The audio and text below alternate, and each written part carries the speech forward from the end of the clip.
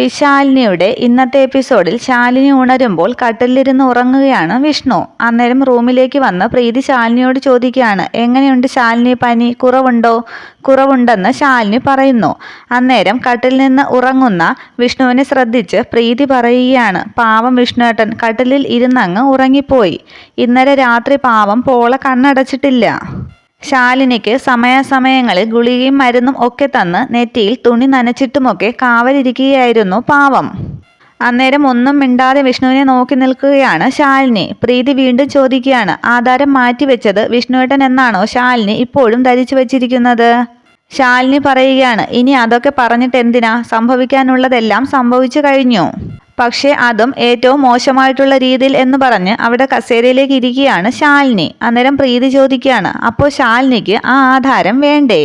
സ്വന്തം വീടിൻ്റെ ആധാരമല്ലേ അത്? അന്നേരം ശാലിനി പറയുകയാണ്, ഞാനത് ഈ റൂമിൽ തന്നെയാണ് വച്ചത്. അതിന് ഇവിടെ തിരയാനൊരു ഇഞ്ച് സ്ഥലം പോലും ബാക്കിയില്ല. അന്നേരം പ്രീതി ചോദിക്കുകയാണ്, അത് ഇവിടെ തിരഞ്ഞിട്ട് എവിടെ നിന്ന് കിട്ടാനാണ്? അത് ഇരിക്കുന്നിടത്ത് നോക്കണ്ടേ? ശാലിനി ഒന്നും മനസ്സിലാകാതെ നോക്കുമ്പോൾ പ്രീതി പറയുകയാണ്, സുസ്മിതയുടെ റൂമിൽ നോക്കണം ശാലിനി. സുസ്മിതയുടെ റൂമിലോ എന്ന് ശാലിനി ചോദിക്കുമ്പോൾ പ്രീതി പറയുകയാണ്, അതെ, അവള് തന്നെയാണ് ആ ആധാരം മാറ്റിയിട്ടുള്ളത്. എനിക്കത് ഉറപ്പാണ്, അത് അവിടെ തന്നെ കാണുമെന്ന് പ്രീതി പറയുമ്പോൾ ശാലിനി പറയുകയാണ്, വേണ്ട പ്രീതി, അവളുടെ റൂമിൽ നമ്മൾ തിരയാൻ പോയാൽ പിന്നെ അത് വേറൊരു കംപ്ലൈൻ്റ് ആകും സത്യാമ്മയുടെ അടുത്ത്. പ്രീതി പറയുകയാണ്, ശാലിനി തിരയാൻ പോയാലല്ലേ കംപ്ലൈൻ്റ് ഉള്ളൂ, അതിനൊരു വഴിയുണ്ട് എന്ന് പറഞ്ഞിട്ട് വിഷ്ണുവിനെ തട്ടി വിളിക്കുകയാണ് പ്രീതി. പ്രീതിയുടെ വിളി കേട്ട് ഞെട്ടി ഉണർന്ന് ശാലിനി എന്നും പറഞ്ഞ് കട്ടിലിൽ നോക്കുകയാണ് വിഷ്ണു. അന്നേരം അവിടെ നിൽക്കുന്ന ശാലിനിയെ കണ്ട് ആശ്വസിക്കുന്നു വിഷ്ണു. വിഷ്ണു കണ്ണൊക്കെ തിരുമ്മി അങ്ങനെ നിൽക്കുമ്പോൾ പ്രീതി പറയുകയാണ്, അർജൻറ്റായിട്ട് ഒരു റെയ്ഡിന് പോകണം. എന്താന്ന് ചോദിച്ചിട്ട് തലകുലുക്കി സമ്മതിക്കുകയാണ് വിഷ്ണു. അതേസമയം സുസ്മിത റൂമിൽ അങ്ങോട്ടും ഇങ്ങോട്ടുമൊക്കെ നടന്ന് ചിന്തിക്കുകയാണ്. വീടിൻ്റെ ആധാരം എവിടെയെന്ന് ആലോചിച്ച് തല പുകയായിരിക്കും ഇപ്പോൾ ശാലിനി. നിനക്കത് കിട്ടണമെന്നുണ്ടെങ്കിൽ എൻ്റെ കാൽക്കൽ വീണ് സമസ്ത അപരാധങ്ങൾക്ക് മാപ്പ് പറയേണ്ടി വരും ശാലിനി. അങ്ങനെയൊക്കെ സുസ്മിത ചിന്തിച്ച് നടക്കുമ്പോൾ റൂമിലേക്ക് വരികയാണ് വിഷ്ണുവും പ്രീതിയും. ആദ്യം അവരെ കണ്ടൊന്ന് വെപ്രാളം കാണിക്കുകയാണ് സുസ്മിത. അതൊക്കെ ഒന്ന് മാറ്റിപ്പിടിച്ച് ഗൗരവം ഭാവിച്ച് എന്താന്ന് ചോദിക്കുകയാണ് സുസ്മിത. അന്നേരം പ്രീതി പറയുകയാണ്, സുസ്മിതേ, ശാലിനിയുടെ വീടിൻ്റെ ആധാരം കാണാനില്ല. അതിനെന്ന് സുസ്മിത ചോദിക്കുമ്പോൾ പ്രീതി പറയുകയാണ്, അതൊന്ന് തപ്പിയെടുക്കണം. പക്ഷേ അതിന് സുസ്മിതയൊന്ന് സഹകരിക്കണം, അത്രയേ ഉള്ളൂ. അതിനുശേഷം വാ വിഷ്ണുവേട്ടാന്നും പറഞ്ഞ് വിഷ്ണുവിനെയും കൂട്ടി റൂമിലേക്ക് കയറുകയാണ് പ്രീതി. അന്നേരം സുസ്മിത ചോദിക്കുകയാണ്, അതിന് ഞാനെങ്ങനെ സഹായിക്കണമെന്നാണ്? തപ്പാൻ കൂടണമോന്ന് ചോദിക്കുമ്പോൾ കളിയാക്കി പ്രീതി പറയുകയാണ്, സുസ്മിത അത്രയ്ക്കൊന്നും കഷ്ടപ്പെടണ്ട, നമുക്ക് ഈ റൂം ഒന്ന് പരിശോധിക്കണം. ആകെ വെപ്രാളപ്പെട്ട് റൂം പരിശോധിക്കാനോ? അതൊന്നും പറ്റില്ല എന്ന് പറയുകയാണ് സുസ്മിത. അതെന്താ, പരിശോധിച്ചാൽ എന്താന്ന് ദേഷ്യത്തോടു കൂടി വിഷ്ണു ചോദിക്കുമ്പോൾ സുസ്മിത പറയുകയാണ്, അപ്പോൾ ആധാരം മാറ്റിയത് ഞാനാണെന്ന് നിങ്ങൾക്ക് സംശയമുണ്ടെന്നല്ലേ അതിനർത്ഥം? അത് കേട്ട് പ്രീതി പറയുകയാണ്, അങ്ങനെ ഒരു സംശയത്തിൻ്റെ ആവശ്യമൊന്നും ഇല്ല സുസ്മിതേ. ഈ വീടിലെ എല്ലാ റൂമും ഞങ്ങൾ പരിശോധിച്ചു. ഇനി ഈ റൂം കൂടിയേ ബാക്കിയുള്ളൂ. എൻ്റെ റൂമും പരിശോധിച്ചു എന്ന് കരുതി ഞാനാണ് ആധാരം മോഷ്ടിച്ചതെന്ന് അർത്ഥമുണ്ടോ? അതിനുശേഷം പ്രീതി അലമാര തുറക്കാനായി പോകുമ്പോൾ അലമാരിയുടെ ഫ്രണ്ടിലേക്ക് നിന്ന് സുസ്മിത പറയുകയാണ്, എന്തൊക്കെ സംഭവിച്ചാലും എൻ്റെ റൂം പരിശോധിക്കാനായിട്ട് പറ്റില്ല. അന്നേരം പ്രീതിയെ മാറ്റി നിർത്തി വിഷ്ണു ചോദിക്കുകയാണ്, അത് നീയാണോ തീരുമാനിക്കുന്നത്? ഇതെൻ്റെ വീടാണ്. നീ ഇവിടെ ചുറ്റിപ്പറ്റി നിൽക്കുന്ന ഒരു ഇത്തിൽ കണ്ണി മാത്രമാണ്. മര്യാദയ്ക്ക് മാറി നിന്നില്ലെങ്കിൽ എനിക്ക് ബലം പ്രയോഗിക്കേണ്ടി വരും എന്ന് പറഞ്ഞിട്ട് പ്രീതിയോട് നോക്കാൻ പറയുകയാണ് വിഷ്ണു. അന്നേരം പ്രീതി സുസ്മിതയെ ഇങ്ങോട്ട് മാറ് എന്ന് പറഞ്ഞ് പിടിച്ചു മാറ്റുകയാണ്. എന്നിട്ട് അലമാരി തുറന്ന് പ്രീതി പരിശോധിക്കുന്നു. അതേസമയം വിഷ്ണു ബെഡൊക്കെ പോക്കി അതിനടിയിലൊക്കെ ഉണ്ടോ എന്ന് നോക്കുന്നുണ്ട്. തുടർന്ന് അലമാരയിൽ നിന്നും പ്രീതി ഒരു ഫയൽ എടുക്കുമ്പോൾ അതിങ്ങ് തന്നേന്നും പറഞ്ഞ് തുറന്ന് നോക്കുകയാണ് വിഷ്ണു. പക്ഷെ വിഷ്ണു നോക്കുന്ന ഫയലിലൊന്നും കാണുന്നില്ല. സുസ്മിതയുടെ തുണിയൊക്കെ മാറ്റിവെച്ച് വീണ്ടും പരിശോധന തുടരുകയാണ് പ്രീതി. അതേസമയം പ്രീതി അലമാരയിൽ നിന്നും ഒരു ആഭരണ പെട്ടി എടുക്കുന്നുണ്ട്. വിഷ്ണു അത് തുറന്ന് ആഭരണങ്ങളൊക്കെ എടുത്തു നോക്കുന്നു. പിന്നീട് വേറൊരു ഫയൽ എടുക്കുകയാണ് വിഷ്ണു അലമാരയിൽ നിന്നും. അത് വിഷ്ണു നോക്കുന്നതിനിടയ്ക്ക് സുസ്മിത ചോദിക്കുകയാണ് വിഷ്ണുവിനെ തോണ്ടിക്കൊണ്ട്, മിസ്റ്റർ, മുത്തും പവിഴവുമൊക്കെ കിട്ടിയോ തിരഞ്ഞിട്ട്? എന്നെ തരം താഴ്ത്താനും നാണം കെടുത്താനുമൊക്കെ നിങ്ങൾ ഏട്ടനും അനിയത്തിയും കൂടി ഒരുപാട് പാടുപെടുന്നുണ്ട്. കുറച്ചു മുമ്പ് നിങ്ങൾ വിളിച്ചല്ലോ ഇത്തിൽ കണ്ണീന്ന്. പക്ഷേ ഞാനിവിടെ നിൽക്കുന്നത് ഫാമാൻറ്റി പറഞ്ഞിട്ടാണ്. ഈ വീടും ഭൂമിയും ഒക്കെ ഫാമാൻറ്റിയുടെ പേരിലാണ്. ഇവിടെ ആര് നിൽക്കണം പോണം എന്നൊക്കെ ഫാമാൻറ്റി തീരുമാനിച്ചോളും. മകൻ എന്ന ഒരു ലേബലുള്ളതുകൊണ്ട് മസിലും പിരിപ്പിച്ച് വട്ടിപ്പിരിവ് നടത്തുന്നതെന്നും വലിയ മിടുക്കനല്ല എന്ന് പറഞ്ഞ് വിഷ്ണുവിനെ കളിയാക്കുകയാണ് സുസ്മിത. ഇത്തിരി തണ്ടും തടിയുമൊക്കെയുള്ള ഏതൊരാണിനും ചെയ്യാവുന്നതേ ഉള്ളൂ അതൊക്കെ. ഞാനിവിടെ നിൽക്കുന്നതിലും ഭക്ഷണം കഴിക്കുന്നതിലോ ഭാമാൻറ്റിക്ക് എന്തെങ്കിലും എതിരുണ്ടെങ്കിൽ ഫുൾ ക്യാഷ് സെറ്റിൽമെൻറ്റ് ചെയ്യാനായിട്ട് ഞാൻ റെഡിയാണ്. വിത്ത് ഇൻട്രസ്റ്റ് എന്ന് പറയുമ്പോൾ സുസ്മിതയൊന്നും ദേഷ്യത്തോടെ നോക്കുകയാണ് വിഷ്ണു. അതിനുശേഷം വിഷ്ണുവിനോട് ചോദിക്കുകയാണ്, അങ്ങനെ ഒരു ചോദ്യം ഇയാൾക്ക് നേരെ ഉണ്ടായാൽ ഇയാൾ എവിടെ നിന്ന് എടുത്തു കൊടുക്കും 10 പൈസ? ഇന്ന് വരെ ഇയാൾ വിയർത്തുണ്ടാക്കിയിട്ടുണ്ട് 1 രൂപ? അന്നേരം ആകെ നാണം കെട്ട് ഉത്തരമില്ലാതെ നിൽക്കുകയാണ് വിഷ്ണു. മറുപടി ഒന്നും പറയാതെ വാതിൽക്കലേക്ക് പോയി തിരിഞ്ഞു നിൽക്കുകയാണ് വിഷ്ണു. എന്നിട്ട് പ്രീതിയോട് ചോദിക്കുന്നു, ഒന്നും പറയാനില്ലേ അനിയത്തിക്കെന്ന് സുസ്മിത. അന്നേരം ദേഷ്യപ്പെട്ട് പ്രീതി പറയുകയാണ്, ആക്രിക്കടക്കാരൻ്റെ കൊച്ചുമകൾക്ക് എല്ലാം സെറ്റിൽമെൻറ്റ് ചെയ്യാനുണ്ടായത് തന്നെ ഭാഗ്യം. അമ്മയും മക്കളുമായിട്ടുള്ള ബന്ധം നീ പറഞ്ഞതുപോലെ പണം എണ്ണിയോ പലിശ കൊടുത്തോ തീർക്കാവുന്നതല്ല. സ്വന്തം അമ്മ പ്രസവിച്ചതിൻ്റെ കണക്ക് കൂടി കാശ് കൊടുത്ത് തീർക്കുമോ നീ? വെള്ളത്തിനേക്കാൾ കട്ടിയുള്ളതടി ചോര. പക്ഷെ നിനക്കത് പറഞ്ഞാൽ മനസ്സിലാകില്ല. കാരണം നിന്റെ ഞരമ്പിലൂടെ ഓടുന്നത് ഓടവെള്ളമാണ്. അത്രയും സുസ്മിതയോട് പറഞ്ഞിട്ട് ഏട്ടൻ വന്നേന്നും പറഞ്ഞ് വിഷ്ണുവിനെ വിളിക്കുകയാണ് പ്രീതി. അന്നേരം വിരൽ ഞൊടിച്ച് സുസ്മിത വിളിക്കുകയാണ്, അതെ അവിടെ ഒന്ന് നിന്നേ. കാര്യങ്ങൾ ഇത്രയുമായ സ്ഥിതിക്ക് ഇതിൻ്റെ പ്രത്യാഘാതം വളരെ വലുതായിരിക്കും. അനുഭവിക്കാൻ പോകുന്നത് നിങ്ങളല്ല, നിങ്ങളെ പറഞ്ഞു വിട്ടവളെന്ന് ദേഷ്യത്തോടെ പറയുന്നു സുസ്മിത. അന്നേരം ദേഷ്യപ്പെട്ട് പ്രീതി പറയുകയാണ്, പോടി, നീ പോയി കിച്ചണിൽ വല്ല ചായയോ കാപ്പിയോ പാകമായോ എന്ന് നോക്ക്. അതിനുശേഷം ഏട്ടൻ വന്നേന്നും പറഞ്ഞ് വിഷ്ണുവിനെയും കൂട്ടി റൂമിൽ നിന്നും പോവുകയാണ് പ്രീതി. അവർ പോയ ശേഷം പെട്ടെന്ന് റൂം അടച്ച് കുറ്റിയിടുന്നു സുസ്മിത.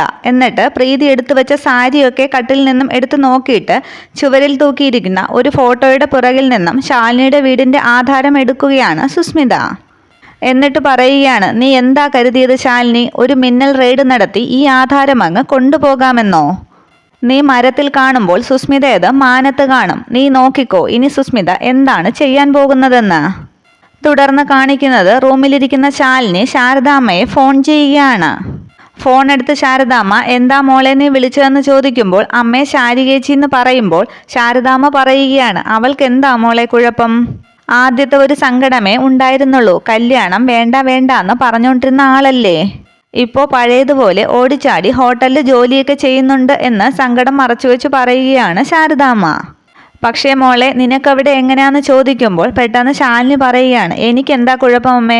പെട്ടെന്ന് വിഷ്ണുവേട്ടനോട് എനിക്കൊരു ദേഷ്യം തോന്നിയെന്നേ ഉള്ളൂ. വീട്ടിൽ നിന്ന് ഇറങ്ങിയപ്പോൾ തന്നെ വിഷ്ണുവേട്ടൻ എൻ്റെ പിറകെ വണ്ടിയുമായി വന്നു. അപ്പോൾ തന്നെ ഞങ്ങൾ കൂട്ടായി.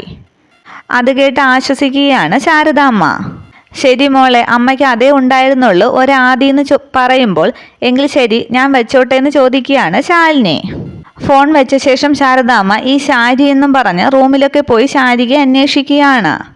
ശാരദാമ്മ റൂമിലേക്ക് ചെല്ലുമ്പോൾ കട്ടിലിൽ ആകെ വിഷമിച്ച് തളർന്നിരിക്കുന്ന ശാരികയെ കണ്ട് നെഞ്ച് തകരുകയാണ് ശാരദാമ്മയ്ക്ക്. തുടർന്ന് ശാരദാമ്മ മുറിയിൽ പോയി നിന്ന് തൊഴുത് പ്രാർത്ഥിക്കുന്നു.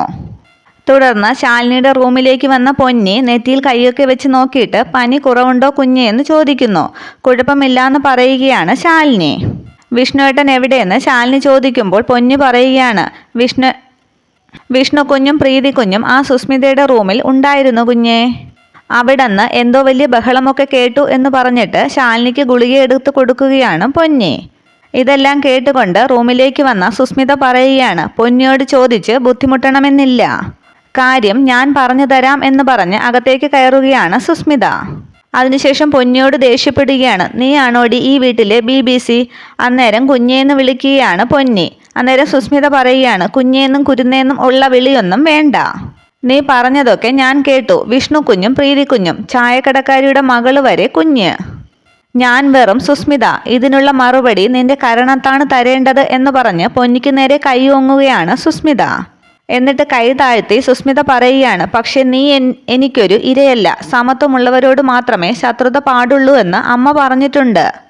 വീണ്ടും കുഞ്ഞേന്ന് പൊന്നി വിളിക്കുമ്പോൾ ഇറങ്ങിപ്പോടി ഇവിടെ നിന്നും എന്ന് പറയുകയാണ് സുസ്മിത. അതിനുശേഷം പൊന്നി അവിടെ നിന്നും പോവുകയാണ്. തുടർന്ന് സുസ്മിത അവിടെ കിടന്ന ഒരു കസേര വലിച്ചിഴിച്ചു കൊണ്ടുവന്ന് ശാലിനിയുടെ കട്ടിലിനടുത്തേക്കിട്ട് കാലുമേറ്റി ഇരിക്കുകയാണ്. ഇതൊക്കെ കണ്ട് കട്ടിലിൽ തന്നെ ഇരുന്ന ശാലിനി പെട്ടെന്ന് തലയൊന്ന് ചിരിച്ച് എന്താ ശാലിനി എന്താ സുസ്മിതയെന്ന് ചോദിക്കുന്നു. നിന്നോട് 2 വർത്തമാനം പറയാനാണ് ഞാൻ വന്നതെന്ന് സുസ്മിത പറയുന്നു. അന്നേരം ശാലിനി പറയുകയാണ്, നിന്നോട് പറയാനായിട്ട് എനിക്ക് 2 വാക്ക് മാത്രമേ ഉള്ളൂ സുസ്മിതേ. അങ്ങനെ പറഞ്ഞിട്ട് സുസ്മിതയെ നോക്കി ഇറങ്ങിപ്പോടി പുറത്തെന്ന് ശാലിനി പറയുന്നു. തുടർന്ന് ശാലിനി പറയുകയാണ്, പക്ഷേ അങ്ങനെ പറയാനൊന്നും എൻ്റെ സംസ്കാരം അനുവദിക്കുന്നില്ല സുസ്മിതേ. ശത്രുത സമത്വം ഉള്ളവരോട് മാത്രമേ പാടുള്ളൂ എന്ന് കണ്ടുപിടിച്ചത് സ്വർണ്ണക്കടയുടെ പരസ്യം പോലെ നടക്കുന്ന നിന്റെ അമ്മ മാത്രമല്ല, വിവരവും വെളിച്ചവുമുള്ളവർ കണ്ടുപിടിച്ചതാണ് അത്. തുടർന്ന് സുസ്മിതയ്ക്ക് നേരെ ഇരുന്ന് ശാലിനി പറയുകയാണ്, ഇതെൻ്റെ റൂമാണ്, എൻ്റെ ഭർത്താവിൻ്റെ റൂം. ഇവിടെ കയറി വന്ന് ഒരു ഹൗസ് മെയ്ഡിനു പോലും ഇറങ്ങിപ്പോകാൻ പറയാനുള്ള അവകാശം നിനക്കില്ല. ഞാനേ അതങ്ങ് സഹിച്ചേ ഉള്ളൂ എന്ന് പറയുമ്പോൾ കസേരയിൽ നിന്നും എഴുന്നേൽക്കുകയാണ് സുസ്മിത. എന്നിട്ട് ദേഷ്യത്തിൽ സുസ്മിത ചോദിക്കുകയാണ്, നിന്റെ ഭർത്താവിൻ്റെ റൂമോ? ആരാടി പുല്ലേ നിന്റെ ഭർത്താവ്? നിന്റെ വിഷ്ണുവേട്ടനോ എന്ന് ചോദിക്കുമ്പോൾ ശാലിനി ചോദിക്കുകയാണ്, നിന്റെ വിഷ്ണുവേട്ടനോ? എൻ്റെ കഴുത്തിൽ ഈ താലി കെട്ടിയ ആളെയാണ് നീ ഉദ്ദേശിച്ചതെങ്കിൽ ആ മനുഷ്യൻ നിന്നെ ഒരിക്കലും സ്നേഹിച്ചിട്ടില്ല. വെറുപ്പോടെ മാറ്റി നിർത്തിയിട്ടേ ഉള്ളൂ നിന്നെ എന്നും ഇന്നും. തുടർന്ന് സുസ്മിത ശാലിനിയുടെ താലി പിടിച്ചിട്ട് പറയുകയാണ്, അതേ വിഷ്ണുവേട്ടൻ കെട്ടിയ താലിയല്ലേ ഈ കിടക്കുന്നത്? എന്നിട്ടും വിഷ്ണുവേട്ടൻ നിന്നെ ഒരു സ്നേഹത്തോടു കൂടി കെട്ടിപ്പിടിക്കുന്നതോ ഒരു സ്നേഹചുംബനം തരുന്നതോ ഞാൻ ഇന്ന് വരെ കണ്ടിട്ടില്ലല്ലോ. എന്തിന് സ്നേഹത്തോടു കൂടി ഒന്ന് സംസാരിക്കുന്നത് പോലും ഞാൻ ഇതുവരെ കണ്ടിട്ടില്ലല്ലോ. ഇത് കേട്ട് മറുപടിയില്ലാതെ കട്ടിലിൽ നിന്നും എഴുന്നേറ്റ് നടക്കുകയാണ് ശാലിനി. പുറകെ ചെന്ന് സുസ്മിത പറയുകയാണ്, എടി പുല്ലേ, നീ ഇപ്പോൾ കൈക്കലാക്കിയ ഈ ബെഡുണ്ടല്ലോ, അതിലിരിക്കേണ്ടത് ഞാനാണ്. വിഷ്ണുവേട്ടനെ കെട്ടിപ്പിടിച്ച് ഒരു ഉമ്മ കൊടുക്കേണ്ടതും കൂടെ ഉറങ്ങേണ്ടതുമായ ആൾ ഈ ഞാനാണ്. അവിടെ ആവശ്യമില്ലാതെ പറ്റുപിടിച്ച് കിടക്കുകയാണ് നീ. നാണമുണ്ടെങ്കിൽ ഇറങ്ങിപ്പോടി പുറത്തെന്ന് ശാലിനിയോട് പറയുകയാണ് സുസ്മിത. നീ ഇറങ്ങിപ്പോയാൽ വിഷ്ണുവേട്ടൻ്റെ ഒരു കുഞ്ഞിനെ പ്രസവിച്ചു തരും 1 വർഷത്തിനുള്ളിൽ ഈ ഞാൻ. വിഷ്ണുവേട്ടൻ്റെ തലയിൽ വലിഞ്ഞു കയറിയതല്ലേ നീ? വിഷ്ണുവേട്ടന് നിന്നെ ഇഷ്ടമല്ലടി. നിന്റെ കഴുത്തിൽ കെട്ടിയിരിക്കുന്ന ഈ താലിയുണ്ടല്ലോ, അത് ഒരു ദിവസം ഭാമാൻ്റെ വലിച്ചു പൊട്ടിച്ച് നിന്നെ ഈ വീട്ടിൽ നിന്നും കഴുത്തിന് പിടിച്ച് പുറത്താക്കുന്ന ഒരു ദിവസം വരും. അതിനു വേണ്ടിയാണ് ഞാൻ വെയിറ്റ് ചെയ്യുന്നത്. പിന്നെ പറഞ്ഞത് ഓർമ്മയുണ്ടല്ലോ, 10 മാസം തികച്ചു വേണ്ട, 9 മാസവും 9 ദിവസവും അടുത്ത അനന്തരാവകാശിയെ പ്രസവിച്ചു കൊടുക്കും ഞാൻ ഭാമാൻ്റിക്ക്. വിഷ്ണുവേട്ടൻ്റെ ബെഡിൻ്റെ ഒരു ഓരത്ത് കിടക്കാമെന്നല്ലാതെ നിന്നെയൊക്കെ എന്തിനു കൊള്ളാമടി? അത്രയും നേരം എല്ലാം കേട്ടുകൊണ്ടിരുന്ന ശാലിനി സുസ്മിതയോട് ചോദിക്കുകയാണ്, കഴിഞ്ഞോ നിന്റെ പെർഫോമൻസ്? നീ ഇവിടെ വന്ന് ഇത്രയും അഴിഞ്ഞാടണം എന്നുണ്ടെങ്കിൽ നിന്റെ പത്തി നോക്കി എവിടെന്നോ ഒരടി കിട്ടിയിട്ടുണ്ട് എന്നുള്ളത് ഉറപ്പാണ്. അതിനു പകരം എന്നെ പ്രകോപിപ്പിച്ച് എന്തെങ്കിലും ചെയ്യിക്കാമെന്ന് നീ കരുതിയെങ്കിൽ നിനക്ക് തെറ്റി. അത് നടക്കില്ല സുസ്മിതെ. നീ വിചാരിച്ച ടൈപ്പല്ല ഈ ശാലിനി. ഇതാള് വേറെയാണ്. ചന്ദ്രനെ നോക്കി നായ കുരച്ചാലും നിലാവ് അസ്തമിക്കില്ല. നിന്റെ ഉള്ളിലെ വിഷം മുഴുവൻ തുപ്പിക്കളഞ്ഞെങ്കിൽ നിനക്ക് പോകാം സുസ്മിതെ എന്ന് പുറത്തേക്കുള്ള വഴി ചൂണ്ടിക്കാട്ടുകയാണ് ശാലിനി. ഇതൊക്കെ കേട്ടിട്ടും ജയിക്കാൻ വേണ്ടി സുസ്മിത പറയുകയാണ്, എന്ത് കേട്ടാലും പറ്റിപ്പിടിച്ച് കിടന്നോളും ചായക്കടക്കാരിയുടെ മോള്. ആ മോള് പിടിച്ചിരിക്കുന്നത് പുളിങ്കൊമ്പിലല്ലേ, അത് വിടാൻ പറ്റില്ലല്ലോ. അന്നേരം അവിടേക്ക് വരുന്ന പിള്ളയെ കണ്ട് സുസ്മിത പറയുകയാണ്, എവിടെ നോക്കിയാലും ചാരന്മാര്, ഈ വീട്ടില് സമാധാനമായിട്ടൊന്ന് ശ്വാസം വിടാൻ പോലും പറ്റില്ലല്ലോ.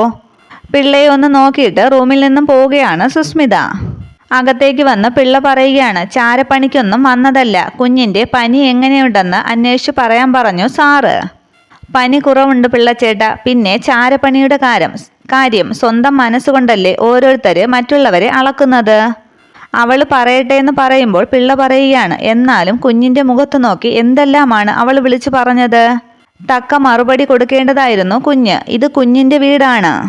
അവൾക്കിവിടെ എന്താ അവകാശമെന്ന് പിള്ള ചോദിക്കുമ്പോൾ ശാലിനി പറയുകയാണ്, സുസ്മിത പറയും, ശാലിനി പ്രവർത്തിച്ച് കാണിക്കും, അതാണ് ഞങ്ങൾ തമ്മിലുള്ള വ്യത്യാസം.